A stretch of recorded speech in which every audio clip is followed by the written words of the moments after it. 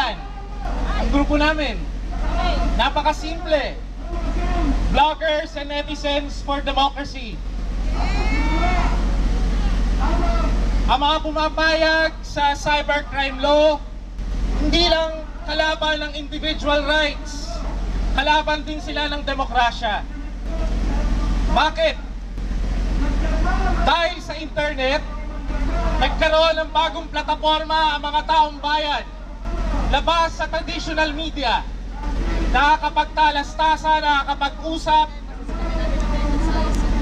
nalalagay natin sa defensive ang gobyerno, napapasagot natin ang ilang mga ahensya.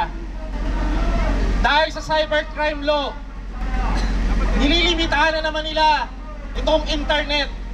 Hindi na sila nagkasya sa traditional na media na monopolize nila, dinodoktor, hinahagod, minamasahe ang mensahe.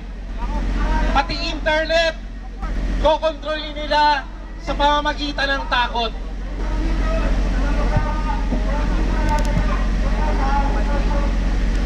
Nananawagan po kami sa Korte Suprema, hanggang sa mga oras na ito, wala pa ni isang constitutional expert, walang legal expert, walang dekano ng law school na pumapanig sa Pangulo at nagsasabing constitutional ang cybercrime law. Wala pang mga abogado, maliban sa Solicitor General, maliban sa mga abogado ng gobyerno, ni Mr. Aquino nagsasabing okay lang cybercrime law. Matutuwa po ang taong bayan kung ngayong araw na ito magbababa ang Korte Suprema ng temporary restraining order.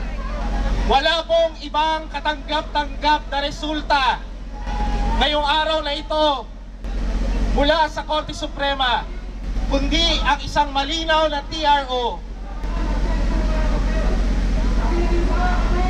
At bilang pangwakas, nananawagan kami sa lahat ng mga vloggers ngayong weekend, October 12, 13 at 14. October 12, isang buwan, eksaktong isang buwan mula ng pinirmahan ni President Aquino itong pet bill niya. Magbablog tayo, pupunuin natin ang Philippine Internet ng blog posts tungkol sa cybercrime law. Sasabihin natin kay Mr. Aquino, don't spy on us, don't gag us. We will fight you, we will defy you. Maraming salamat, magandang umaga, mabuhay ang lahat ng mga Pilipino.